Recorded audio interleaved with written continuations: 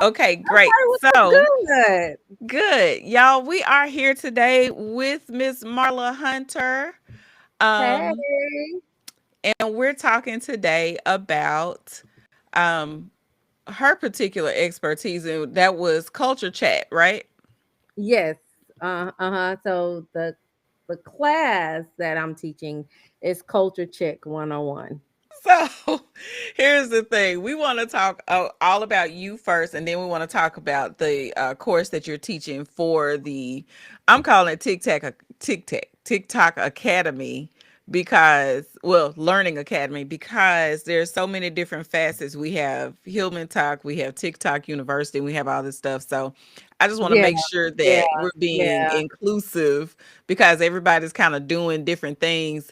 And I want everybody to understand that we're not trying to step on nobody's toes. So, No, no, no, no, no, no, no, but no. there's some place for everyone to learn, especially, you have to find what works for you. So, the thing I wanted to go ahead and start talking about again, let's just tell the people a little bit about you yourself. So hi, I am Marla Hunter Hooper, and I'm an educator. I'm an educator by trade. That is my career. I've been an educator for, I think it's almost like 23 years, 24 years now. I've lost count. After 12, it's like whatever. Um, in the onset of it, I started out doing K through 12, which also incorporated leadership, administration, all of that. And then during like COVID part two, I went into higher education. I was recruited by Johns Hopkins University and their school of education, because a lot of times when people hear Johns Hopkins they think only pre-med, but Mm-hmm. no, they do have um a master's course in education. And so me specifically, I was teaching pre-service educators at the master's level who wanted to focus on culturally responsive teaching. And a lot of times when people hear me say that, they're not sure what that means. Yeah. Cul- Being culturally responsive is making sure you're building culture in your school and classroom so that you know who your students are. It's basically knowing who you are as an individual, knowing your biases and prejudices, and also knowing who your students are, knowing who their parents are, knowing and understanding and embracing the culture and climate of where your school is surrounded.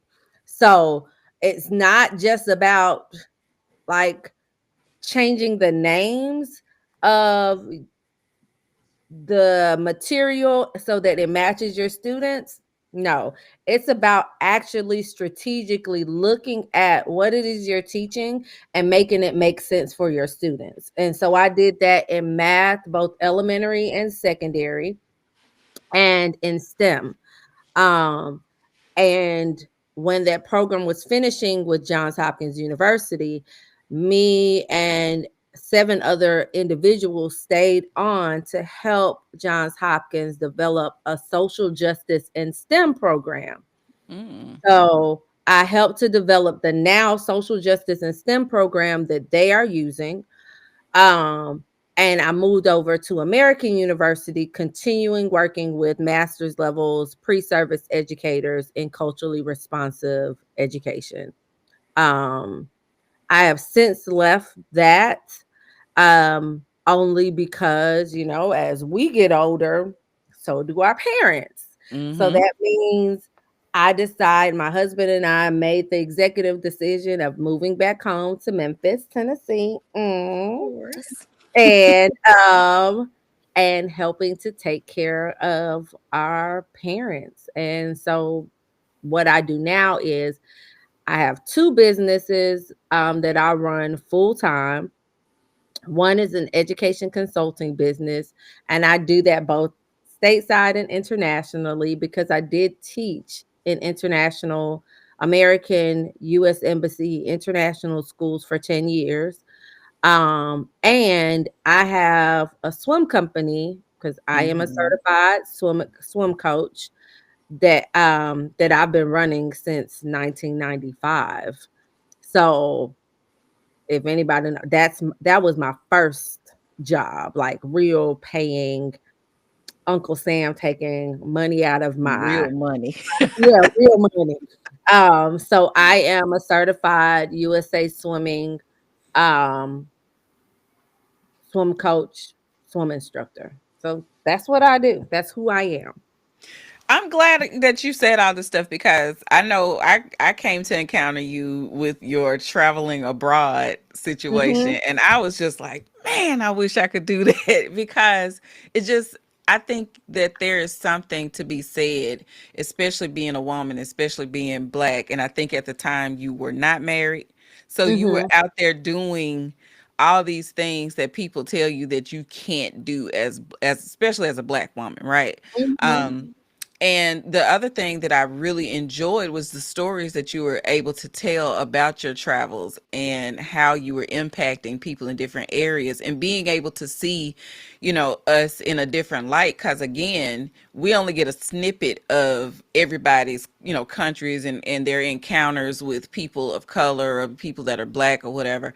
And we Mhm. never see what's the impact that we actually have when we get to come over there and kind of connect cultures together. And it was just always like, ooh, what Marla doing this week? And the funny thing is, I still get the same thing because even though I am not at a school any longer and teaching Mm-mm. internationally, so for those, they're like, probably people are like, where did you go?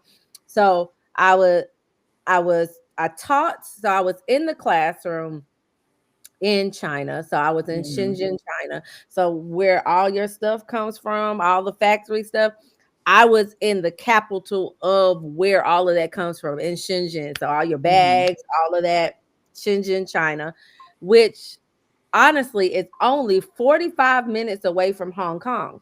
So Mm. I on the weekends, I literally a girlfriend and I, which is your soror, which we would literally go from she was in Nanjing and she and I would meet up in Hong Kong almost every single weekend.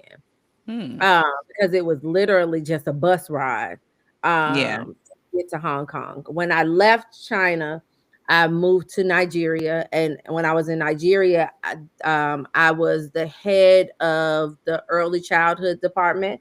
So that was both pre-K3, pre-K4, and revitalizing that and ensuring that the students had what they need and the teachers having what they need. But I also chose to teach, so I had double duty. Mhm. And leaving there, I moved to Abu Dhabi.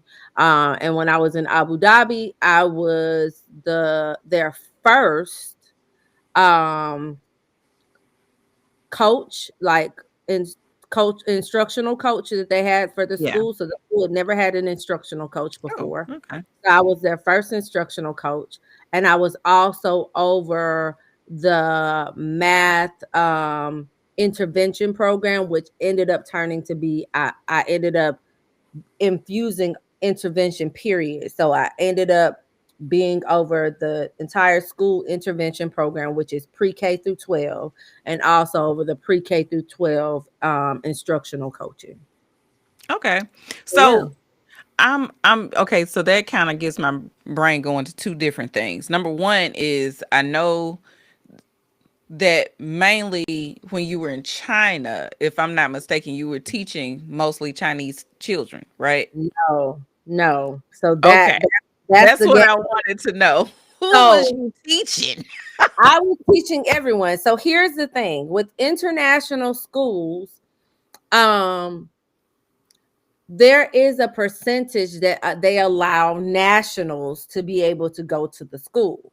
Okay. But most international schools, if they are proper international schools, That means you have kids coming from U.S. Embassy, Canadian Embassy, people whose parents just happen to work there and they live from they're from other countries. Mhm. So in my class, even though I might have had Chinese by ethnicity children in my class, most of them had Canadian or Australian passports because their parents, even though they might have been Chinese ethnically, they might have been working somewhere else. Okay. So I did have Chinese students in my classroom, but I had also had Hong Kongese, I had Taiwanese students in there. I had children from Malaysia. I had children from India.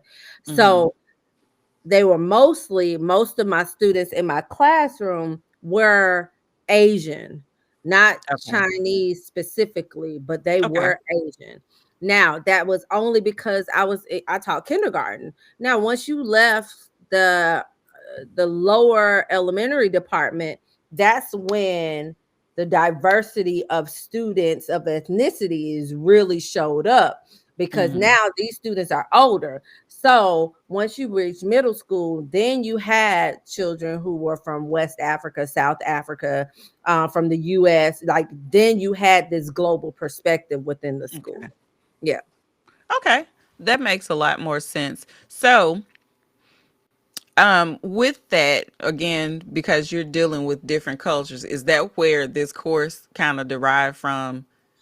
The course derived from me teaching in beginning.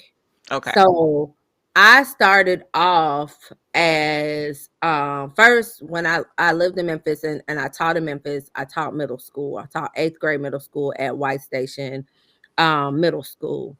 Um, After teaching at White Station Middle School and I taught math, I noticed that for me, a lot of times the math didn't make sense to my students because they're Mhm. wondering, how am I going to? It's the same age old question. When am I going to ever use this again in my life? And Right. I would have to be like, okay, literally, when you go to the store, you're using it, but not using it in the way that you think you're using it. These roads that your parents are driving by, if they didn't have mathematicians, the roads would be wonky. It would just be messed Mhm. up. Everything like you use mathematics on a daily basis, but just don't even realize that you're using it, or even using like the theorems that you're taught. You don't realize you're using these theorems, but you actually Using are. them every You day. actually use them every single day. So when I left Memphis and moved and I got a job in Nashville, teaching from Metro Nashville Public School, I realized that now I'm teaching kindergartners. I need to make a lot of what it is that I'm teaching make sense to them because yes, your parents are your first teachers, Mhm. but at as a 4-year-old, these parents are now depending on me to make sure that their children have that base that they need to be able to do everything. So I did a lot of home visits. Like I would stay in parents' home. I would keep my classroom open. I would do these things because I wanted to build the culture in my classroom where everybody felt safe, but also there was accountable spaces because I don't believe in a safe space because there is no Right. such. There is no such as a safe space. I believe in accountable spaces. So Mhm. my students who are now like 24 held me accountable for what it is that I was doing with them. Their parents held me accountable, and I held them accountable too. And that is what building culture is. And this is before you had culturally responsive, whatever. Yeah. This is what we were doing. It's now just a buzzword. Yeah. Yeah. Yeah, You're that's right where though. it came in. That's cool because I love how you say there are no safe spaces because I think that that's something that you definitely need to highlight, especially in this kind of world because oftentimes we always say this person's a safe person, this person's safe, and everybody. I don't know about everybody, but people like, like I think that I'm a safe space for different things and I want to be Mhm. a safe space, Mhm. but who knows what type of harm I can do, inadvertently. Like one thing I had to come to terms with, like with my own kids, like, okay, we call ourselves a safe space house, but there may be something that my kids don't feel so Say safe for that. with sharing with us, and I had to be okay with that. And I think that to be able to say accountable space versus safe space is way more accurate, because yes, my kids can come to me and we can work with the accountability, you know aspect of it, but me, reacting to some information may not make them feel safe. And Yeah. it's okay to just acknowledge it, but also work to change it. So I get it and I love it. Yeah, and that's something when I'm working with schools, I'm working with parents, I'm working with organizations because I Hmm. do work with organizations outside of just schools. So I do Yes. work with like Fortune 500 companies. That is something that I have to explain to them. You all Hmm. are telling people to bring um their authentic selves to work, but how much Hmm. of that authentic self do you want them to bring with Right. them? And if you're telling them to bring their authentic self to work, can they hold you accountable for treating them as the same person that they are? So that's Hmm. like when we're talking about DEIJB and Trump getting rid of it, or anybody or all these companies that are Yeah. saying they're getting rid of these initiatives. What I have to explain to people is like, forget the letters. All of this means kindness and being human. Hmm. As I teach my students who are adults, and who, if I am I working with anybody, I said, well, regardless of your religious affiliation, you're thinking Hmm. two things: grace and mercy. Right. You're extending grace and mercy, not just to others, but you're also extending it to yourself, Hmm. because you can't check somebody and call somebody in or call them out if you haven't done it for yourself. Right. If you have Absolutely. not realized what your prejudices and biases are, you can't tell somebody that they have prejudices and biases as well. I mean, you can, but have you checked yours? Now you know. And that is We that is call what it out for other people, but we rarely want to talk about it with ourselves, and you know.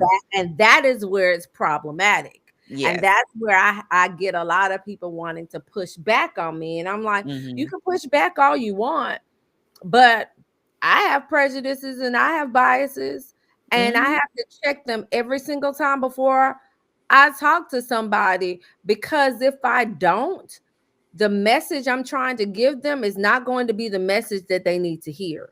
Right. Absolutely. I'm gonna do a reset real quick. If you guys are just joining us, first of all, thank you so much. But also, we are doing lunch and learn with Marla Hunter. What's your Weird married? name Yeah. Hooper. Oh, Hooper. Marla Hunter Hooper. And we're here talking about culture. It's culture chat, right? Hmm.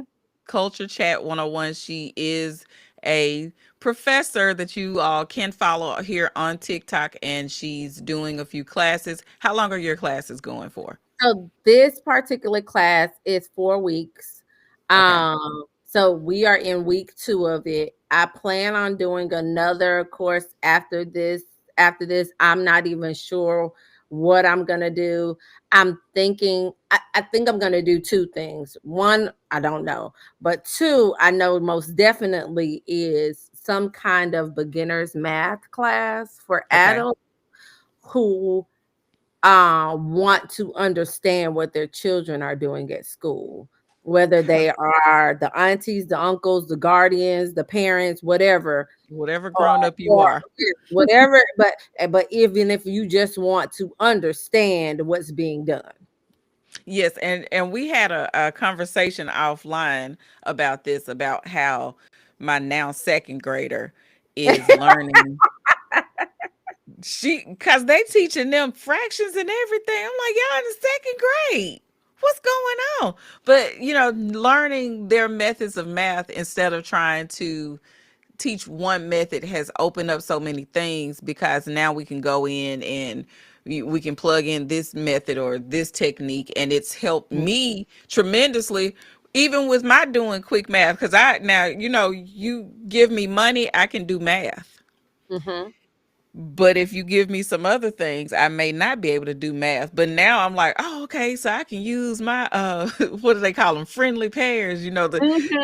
and I'm like, Mhm. okay, so Yes, I got my yes, friendly yes. pairs over here, and I can add this and I can subtract that. And it's so much easier for me because I've learned different techniques that they're teaching her, that makes me even quicker with the math that I do, because usually I just call my husband like, hey, what's up?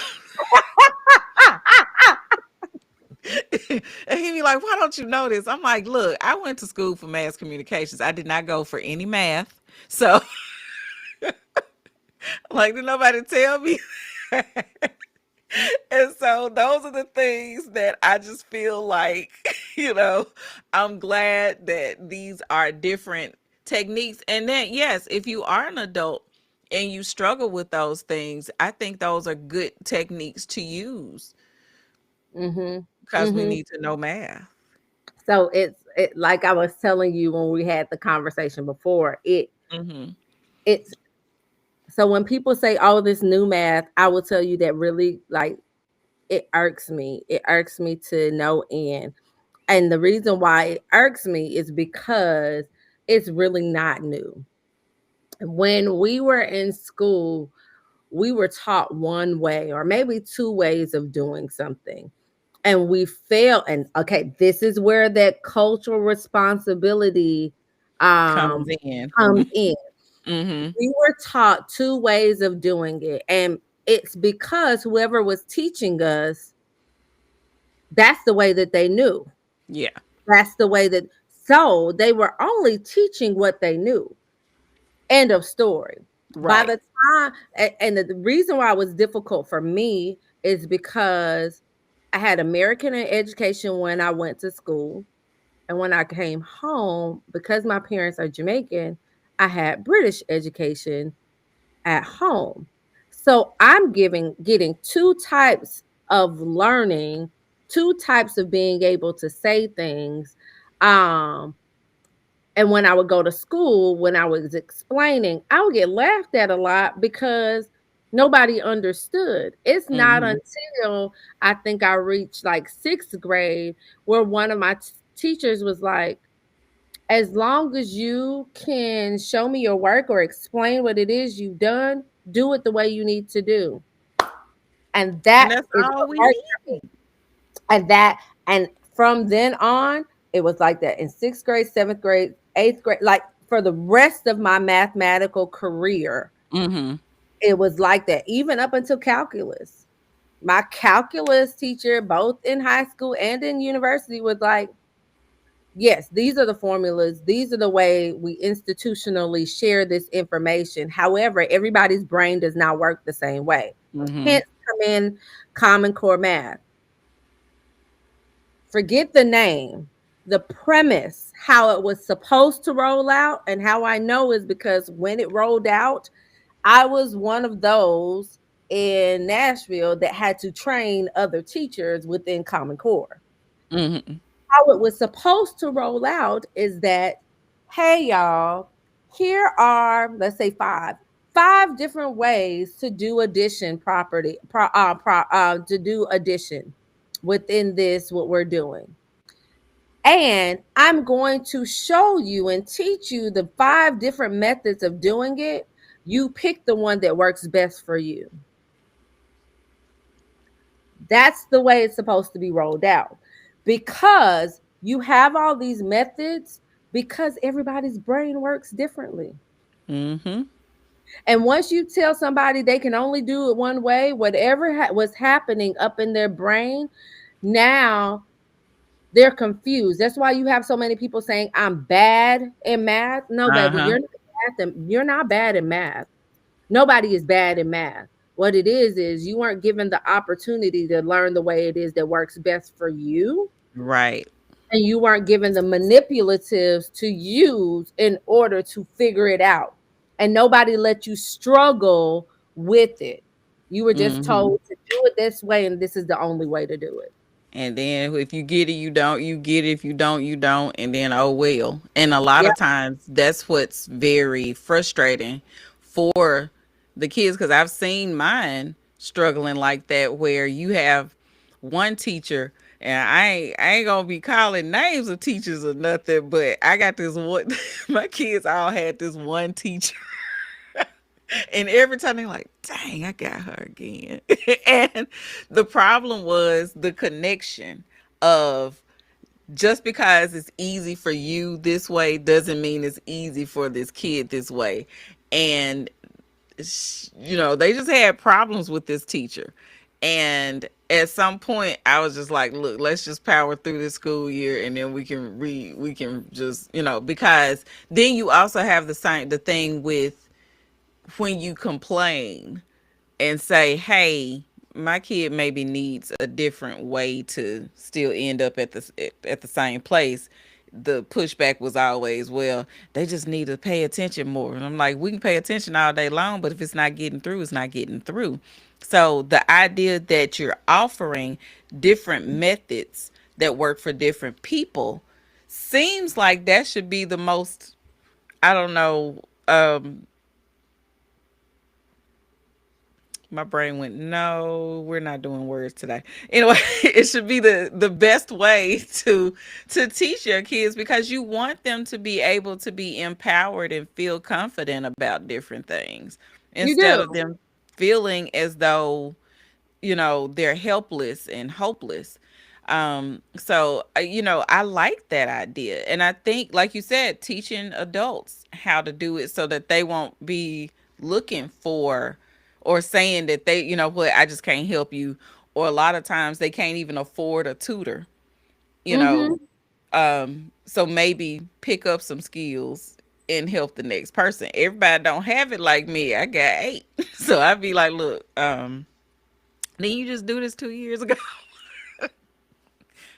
Go help your sister, because everybody don't have that. So, Right, right. um, so you need some other techniques to be able to do those things. So, yeah, Absolutely. Absolutely. yeah. Absolutely.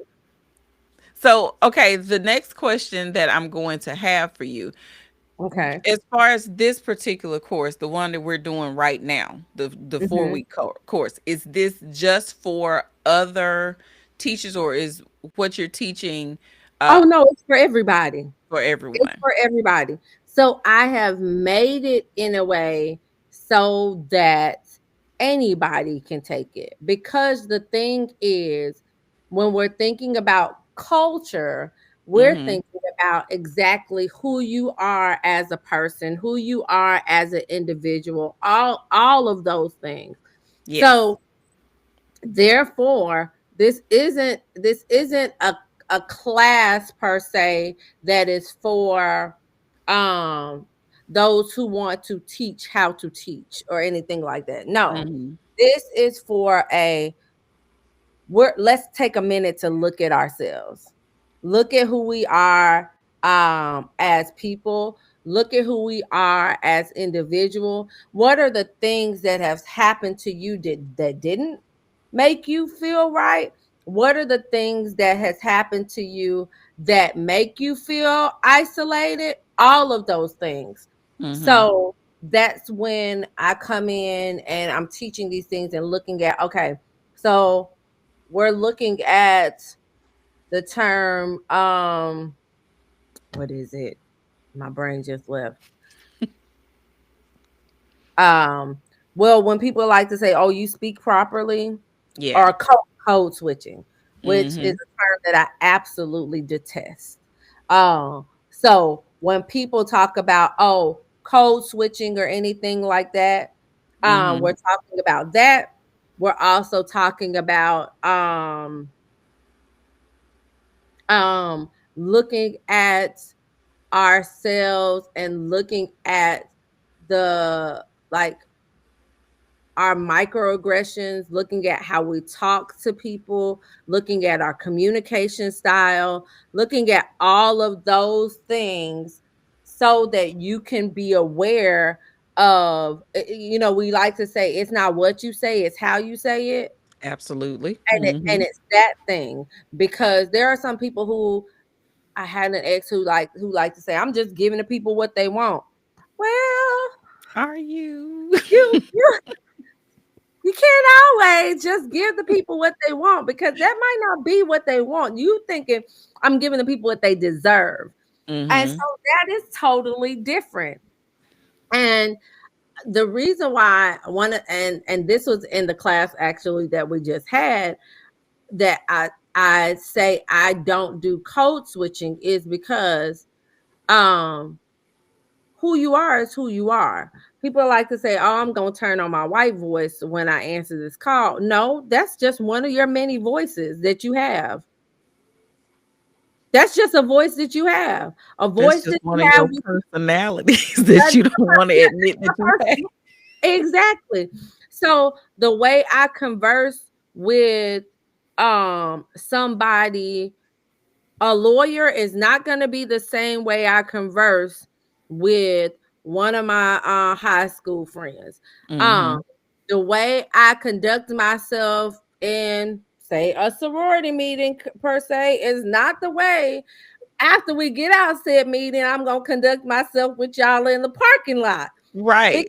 because it's totally different. Like, it is a way of life. It is who you are. We have Mhm. multiple personalities, and those personalities come out based on where we are or who it is we're talking to. When I talk to other Caribbean people, my accent comes out. When I'm Mhm. talking with other Memphians and straight Memphis, I'm straight Memphis. So it We really, Memphis, Maine up in here.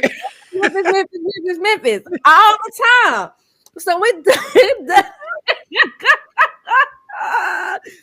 it it doesn't matter.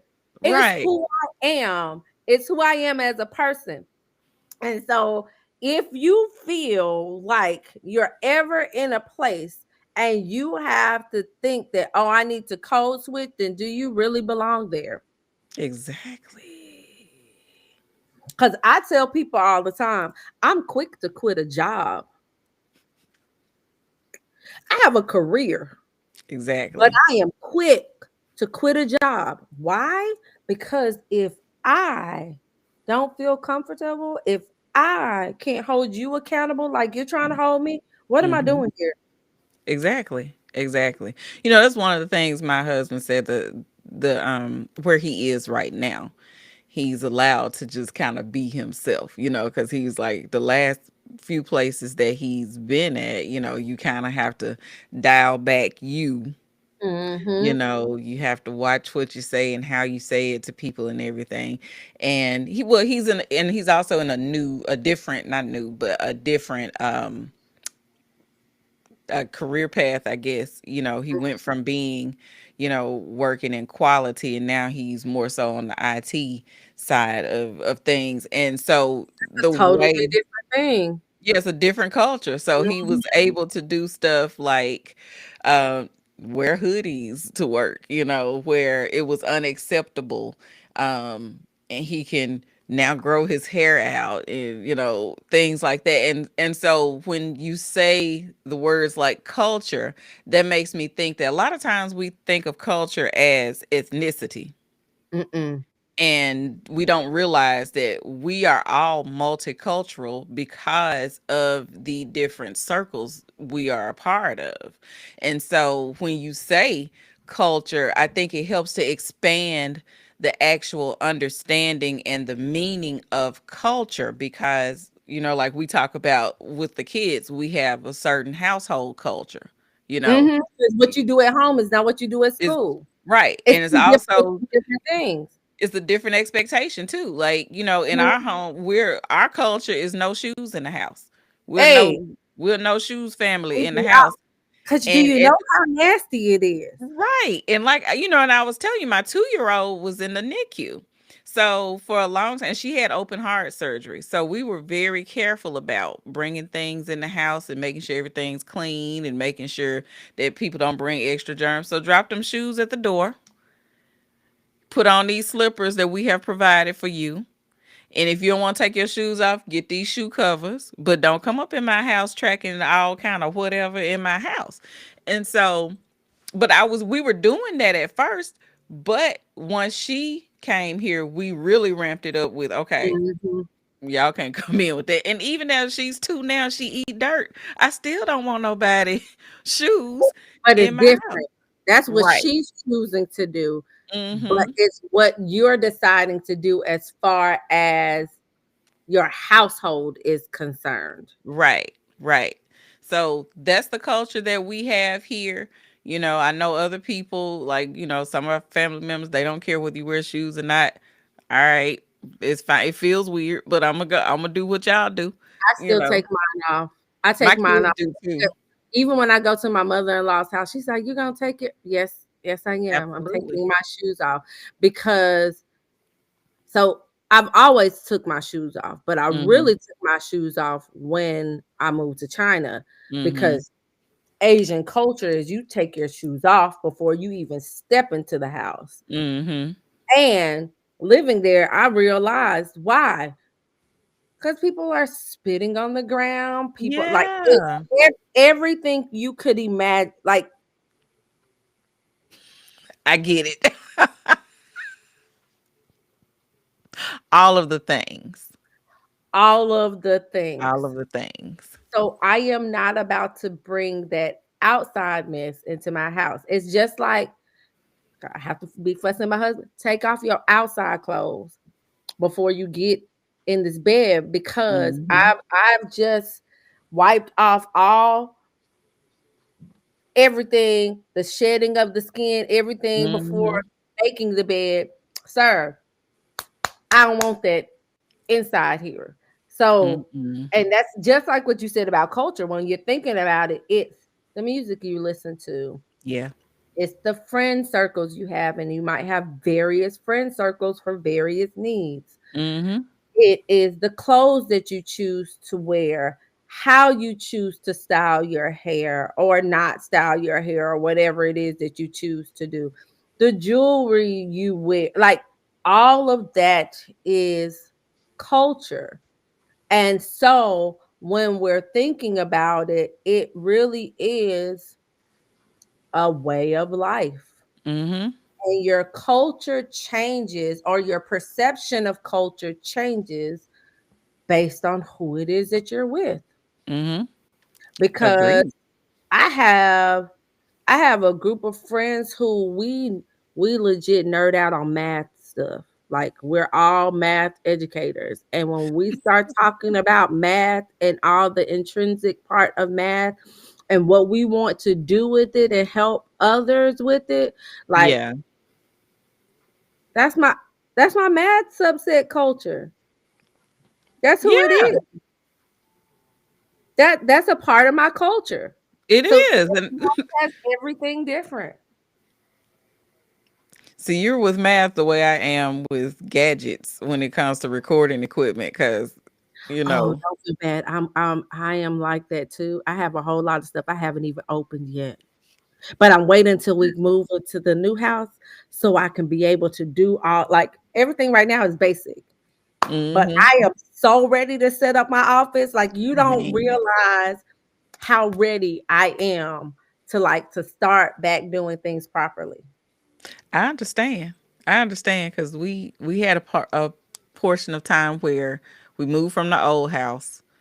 We rented a house for a year, and then we moved into this house. So I get it. But now I'm like, I'm ready to restart, and my office kind of together right now. Um I want a new microphone. Like I'm like, it's not gonna change anything the way I sound because I'm gonna still sound like this. But I want a new microphone. I found like Rodecaster just came out with some new colored I microphones. So I now, know. I know. I kind of want one of like the kind of like the hanging boom like the mics. boom mic. Yeah, Ah, yeah. Because my thing, if I'm gonna do this, I'm gonna do it right. That's exactly. Now, that's just how I feel about it. If I'm going to do something, I am going to do it right. Mhm. I agree. Like right now I'm struggling because I'm using my Mac computer and I'm Hmm. using the camera on it. And I'm like, "Ooh, this quality ain't great." And You see so how mine look like? It looks the same, and I'm like, oh, I hate like, it "What?" here. Right, cuz I'm like, so my camera that I normally use is up in my husband's office, but his job is hybrid. So most of the time he's either, on camera or at the job. So, I was like, you're going to use this way more than I am. So I let him have my whole setup. And now I'm like, You want it back? at this point, I just started sending like little links to other cameras, like, this is the upgrade from that camera. So, you can just when you're ready. And like he has my roadcaster. And so I'm like, I don't Oh, need okay, my okay. roadcaster. You could just get me the mini roadcaster. It'll fit better on my desk. And so, you know, it's just things like that. But those are those things that, and I'm glad that you have attached the word culture to it, because a lot of times people just say it's my quirks, it's my this, is my that, but it is a culture. Like I didn't think about nerding out on equipment and having people that you can talk to about it that understand your passion is also That's a part of the cult. culture.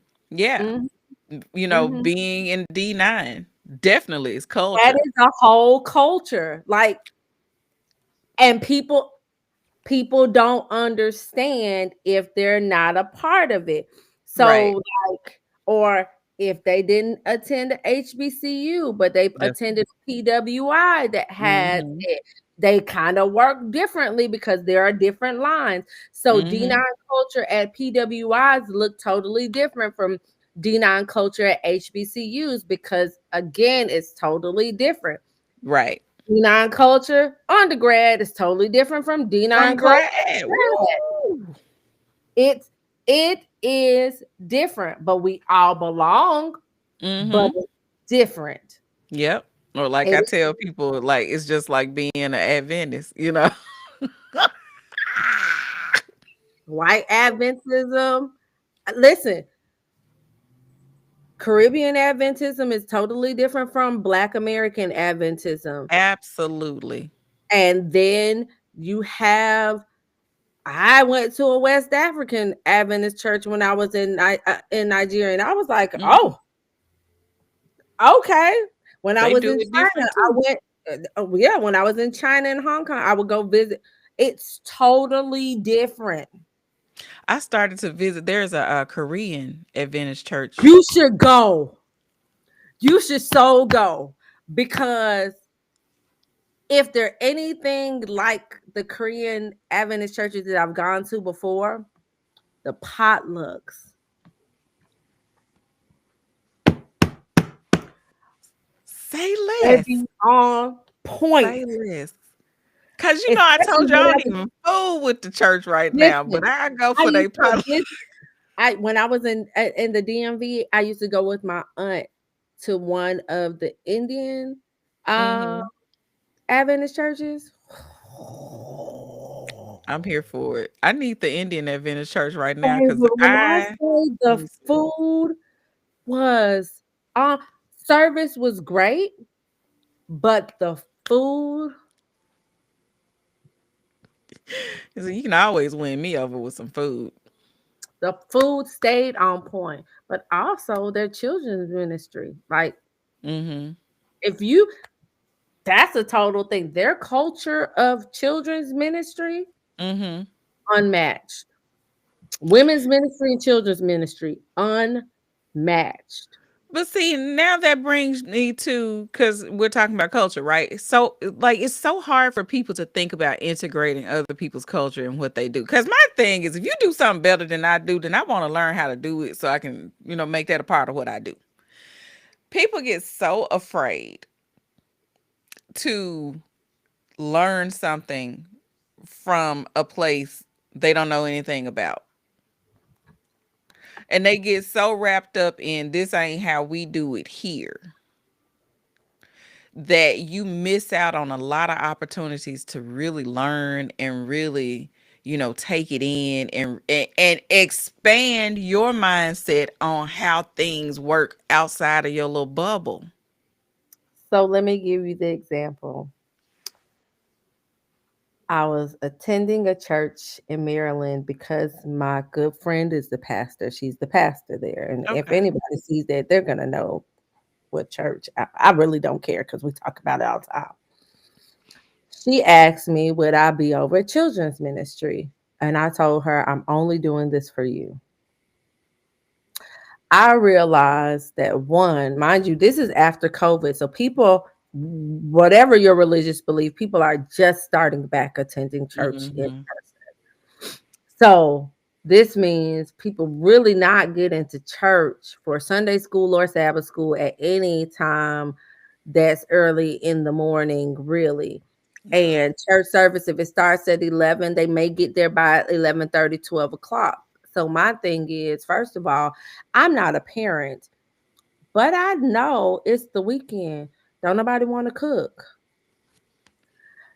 Nobody, like, y'all want to rest. Okay. So, as children's ministry leader, in order to get the children to be able to get this knowledge, I'm going to have to feed them. Hmm. Then I'm also going to have to start Sabbath school later. Hmm. So let's start Sabbath school at 9:30 instead of 9 o'clock. Adults, y'all can start at whatever time you want to. But Yeah. we're going to start at 9:30, but it's going to be a welcome in at 9:30. But we're really going to start really at 9:45 ish. And after Sabbath school, we're going to cut Sabbath school at 10 so that we can feed the children Hmm. before they go into divine worship. Do So you they know? don't act a fool. Do you know the blowback from so many people that I got? People Why? who still want, and like I was serving proper food for the kids, Hmm. like nutritious food. Hmm. Still wanted to bring cupcakes and all of. You're sending kids into the church service So they on can cookies be and hyped pie. up on sugar. That's what we're doing. People Mm-mm. were mad that I was trying to write grants. How are you going to fund the children's program if we're not doing the things that we need to do for the children? Right. Because adults, there's only so much we can do. These are the kids that are growing up. And this is even in school. These are the kids that are going to take over. So are we preparing them for it? And how are we supposed to prepare them for it? As for me and my house, I I could care less what you say about me because I'm going to Mhm. do what's in the best interest of the children. Mhm. Because we want to say that the children are our future. They're not. They're our today and right now. Yeah. And Yeah. if we aren't helping them with the today and right now, then we think our nation is a mess right now. It's gonna be a real big mess if you don't get it together with the turn.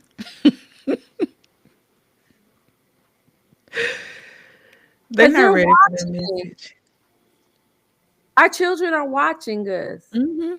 And since we're talking about culture, they're watching what we're doing. Yeah. They're learning what we're doing. We're not outright teaching them, but our actions teach them. They're picking up that culture and they're Mhm. just going to continue doing what it is they see adults do. Because one of the things that I noticed that I've had to curb my mouth a little bit because I have that little parrot. The rest of my kids didn't matter, but she say everything I say. That 2 year old, and I noticed one day she came in the room and she said, "What's up?" And I was like, "I must say that a lot." She knows the culture of when you come in the room, you speak, of course, but we're very casual, you know. Mhm. we be like, "What's up, everybody?" All those things. She's picking up all these little phrases. I realize that we say all the time. And even when it comes to different meals and things, since you were talking about food, she knows there's an order in how things are done with food. Or like she likes to drink her milk out of these little, I don't know how to explain. It's a little straw thing that she Oh likes. yes, yes. But one thing she noticed is that I drink coffee and I put my creamer in the frother and heat it up and I pour it into my coffee. So she had started noticing you put this milk looking stuff in this frother. So she started to grab she points at the milk and she started standing next to the frother Because that's what she wants. because that's That's what she what she's wants. So now, learning. she want her milk in the frother. She want to pour it in a cup just like it. But she knows that's the cup. When I come out this room, I'm going straight to the kitchen. I'm gonna make this coffee. It's gonna be. I'm gonna put the creamer in the frother. I'm gonna sit Mhm. here. I'm gonna have my iPad. She does exactly what she sees everyone else doing. So if we know that we're developing that, then there are things that we can do to go even further as far as you know finding things that we can teach the other person or that they can that you can learn from other people, right? Mhm. Mhm. Integrating again, I'm big on integrating things into my life or lifestyle that enhances it, makes it easier, makes it better. So, if it's something that you teach me that helps me to do something better or that it's just a better idea altogether, I want to do it. And I Mhm. think that's important. And I think that a lot of times we've gotten away from being open. Again, and that's where again our biases and our prejudices they come Mhm. up because whether we're told or we're told based on actions that this is what happens, then we go off that. Mhm. And then from those biases and prejudices, that's where stereotypes come into play. And Mhm.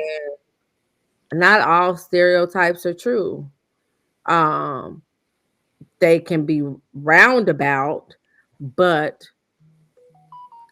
just like with everything, no said ethnic group, no said cultural group are monolith. Right. We have various people within. Everybody is different. They're their own individuals. They just happen to belong to said culture group. Mhm. And it doesn't make them bad or whatever you try to attribute to certain groups and stuff, but I really like the idea that we or that you are really kind of getting giving people a different idea or a different mindset when it comes Mhm. to exactly what culture is and how it impacts the way that we do things on whatever level. And it doesn't necessarily have to always be on the social level of, you know, like I said, a lot of folks get culture and ethnicity mixed up. Confused. Hmm. Mhm. And so to just be able to, make it more tangible for people to understand, I think that's pretty great. Yeah. Yeah, cuz everybody needs to know. Everybody needs to know. That's just like people get surprised when they might see a white Jamaican or a Chinese Jamaican or Yeah. anything like that. And I'm like, our motto is out of many. Like it's all we're all Jamaican ethnicity, like ethnically, really, like we're all Jamaican. It's just that all of us may look different. Yeah. We sound the same, but I wish everybody looks people different. I just wish more people were better when it comes to stuff like that. But it's a work in progress. Folks be getting on my nerves. It's going to take time because It will. Mhm. it did not happen like this overnight. So therefore,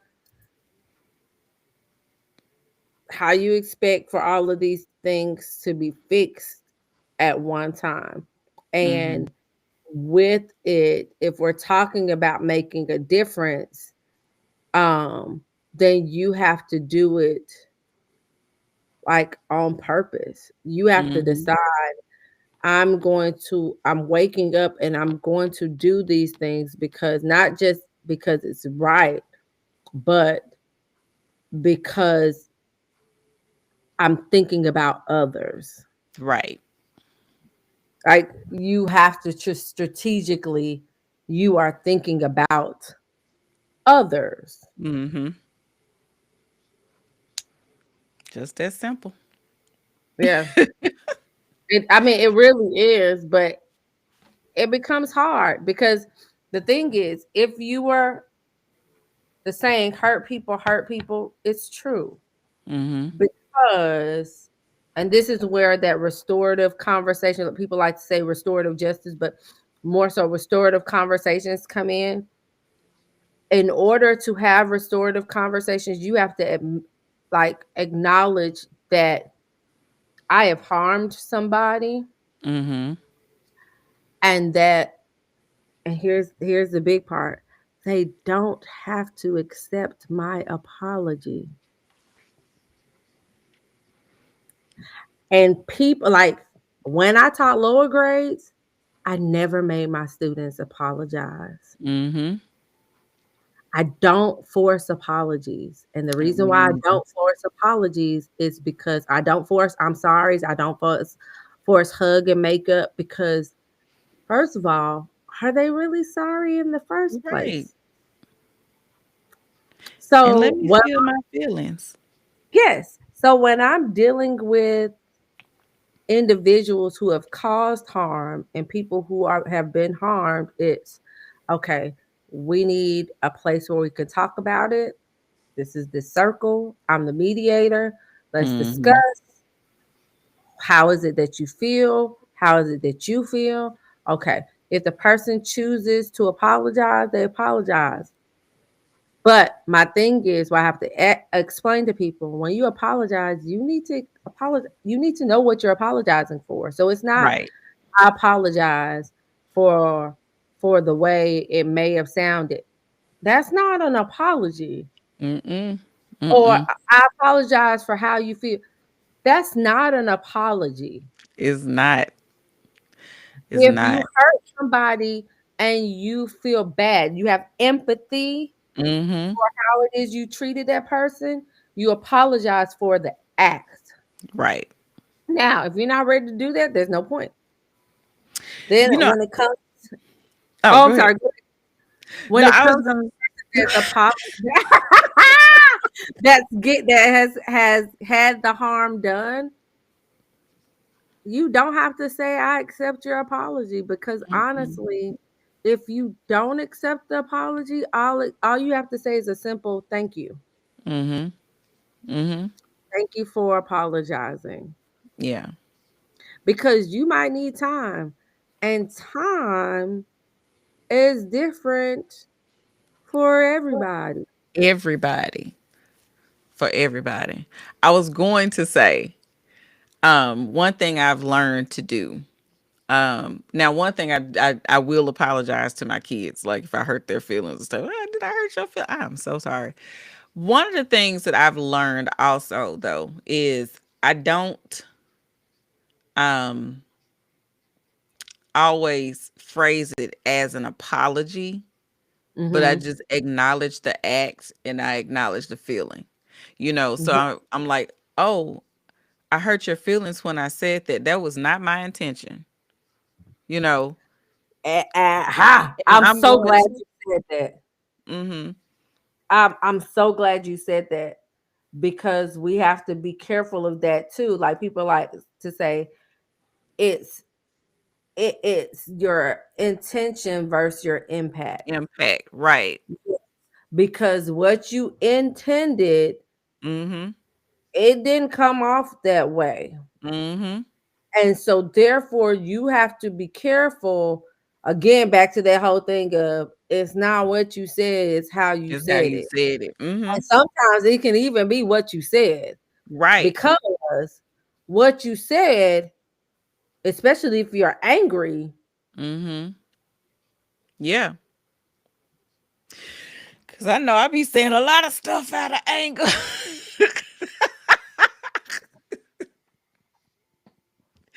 and, and I tell folks, I say, I ain't apologizing for it. Let me explain to you. I said it. I said what I said. And if I don't feel like I need to apologize, I won't. I won't will not offer a An blanket apology. apology because, and I'll let you know that was my feelings at the time. Now if my feelings changed, then maybe. But if I still Mhm. feel that same way and I'm acting out of real raw feel, and I know that this I'm a Sagittarius. I blame it on being a fire sign. But but yeah, I am like that. But again, like when it comes to my kids though, hey, I hurt your feelings. That was not my intent. My intent was to do this, and I will acknowledge that was my intention, and I'm going to do better next time to make sure that this doesn't happen again. And we try to, go ahead and get that together. Now, like I said, if you my kids is different. Yeah, because those are your children. So, because you want to be an example and show them how you would like them to be. But I'll be honest, Hmm. there are some people who I've cut off. I'm not apologizing. No, When I see you, I'll be cordial. maybe. And I was about to say maybe. But depending on how it was that you treated me, I don't have to do anything. Mm-mm. I really don't. Like you you you don't even have to exist to me. Not in I my was mind. able to totally ignore somebody that I hadn't spoken to in years because of how they treated me or what they did. And we were literally in the same room. I don't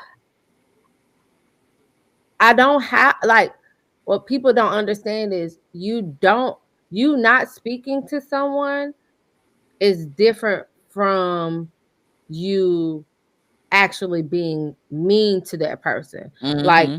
I didn't say anything or look at the person in a nasty way. I didn't do anything. We were just strangers. Right. We were Like, strangers. So I treated it like I treated them like a stranger. and Stranger. sometimes you need to do that, and that's sometimes it's for your um mental health and your safety Mhm. and security. I don't pretend anymore. I got family members I don't deal with, and I'm not going to, and you can't force me to. If they gonna be there, then I won't.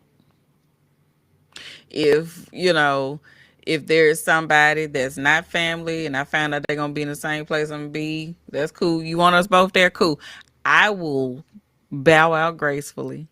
Because the thing is, those are boundaries, and boundaries are both for you and I. Mm-hmm. Like, and people like to sometimes mistake boundaries for being like rude and Mm-hmm. disrespectful. No, there's a difference. There's a Hmm. difference. Boundaries are put in place for protection. Yeah. Think of boundaries on the road when you're driving. There are certain boundaries that are they're put there for your protection. Mm-hmm. So I'm placing these boundaries up with certain people or in certain areas to protect me and you. Because whereas you and I might not have that certain type of relationship, I care enough about you not to be rude and disrespectful to Right. you. So therefore, because I care enough about myself and about you, again, that thinking about others, Mm-hmm. being rude and disrespectful, again, that grace and mercy, I'm extending it to you. Therefore, I'm putting up these boundaries so that I don't have to be someone I don't want to be Right. in your presence. Right. I'm actually extending you way more mercy by not.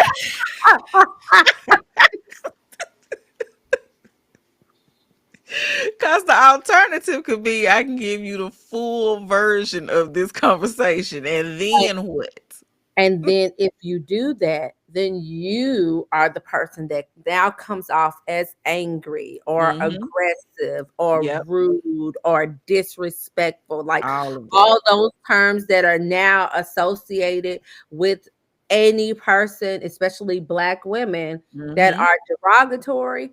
Now, those are now used to describe you as a person when that's not you at all. Right. They not ready. They not ready for the conversation. I'm telling you, So people not ready to do the work. all of this is in the class.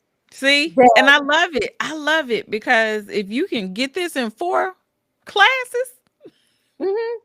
at I least. make I try to make it straight and to the point, Mm-hmm. and like those are the things that I share on TikTok. Now, I for those who want, I do have a whole book that I have written on it. But the thing is, that's if you want to dive deeper, and maybe you don't want to deep dive into what it actually means to be culturally responsive within your life, not just work. Well, Mm-hmm. and I should say this because I said in your life and not just work. A lot of people like to say work life balance. Let me go ahead and preface this and say that there is no such thing. So, all of you all that want to say, oh, I need work life balance, there is no such thing as work life balance because you have a life. Yep. And within that life, you have work, you have family, you have friends, you have socializations, you have those cultural people that you work with. Like you have all those things here. You have your personal time. You decide how much percentage you are going to Mm-hmm. give all of these things on a daily basis. Right. Because it might be right now for work, you only give 20% out of the 100 because that's all you can afford to give based on your mental health. While another day it might be 50%. There is no such thing as work life balance because Mm-mm. your work, this is life, your work is within your life. Right. All of this is together. Well, like I tell people, if you only have 5%, give me 100% of that 5%. Yes. That's Yes. that's what you do, because I don't all the time want to be here. you know, like I tell folks, I don't want to. Sometimes I am checked out. Out. And I got a good 10% before I flip off and snap and everybody feels the wrath. So I'm gonna give you my full 100% of my 10%. 10%. After Mhm. that, go fish because I cannot. And And, that's and that's that's that's the that's what simple it thing. is. I realized a long time ago there'll never be a balance. And I've just learned how to make it work for me. And I know when to drop stuff now. When if this doesn't work, I got to drop it for now. So you get 0%. Mm-hmm. That's like I tell people, I don't do anything that I don't like. Mm-mm. So if I'm doing it, that means that Mm-hmm. I like it. Mm-hmm. And once if I stop doing it, that means I stop liking it. Right. And there's nothing wrong with that. Yeah. I I've never done anything I don't enjoy. If I don't enjoy it, I'm not going to do it. We ain't got to do it. Okay, so we have hit an hour and 11 minutes. Yes, yes, this has been great. I thoroughly enjoyed this 100%. I did too. Now, I just want to thank you guys for Yes. staying on Lunch and Learn with us. This is the first one. So, the first one, I always got to work the kinks out, but definitely what I want to do is start doing Fridays, maybe around lunchtime. And, Mhm. of course, I'm going to have you back. But thank you for being my first interview for Lunch and You're Learn. And welcome. it was fun, and I hope that you guys learned some things. Thank y'all for joining us, and we're gonna see you all next time. And hopefully, we'll have more people to join in. Maybe we'll do a panel. Okay. Sounds good. Okay. All right. Well, anyway, bye, y'all. Bye.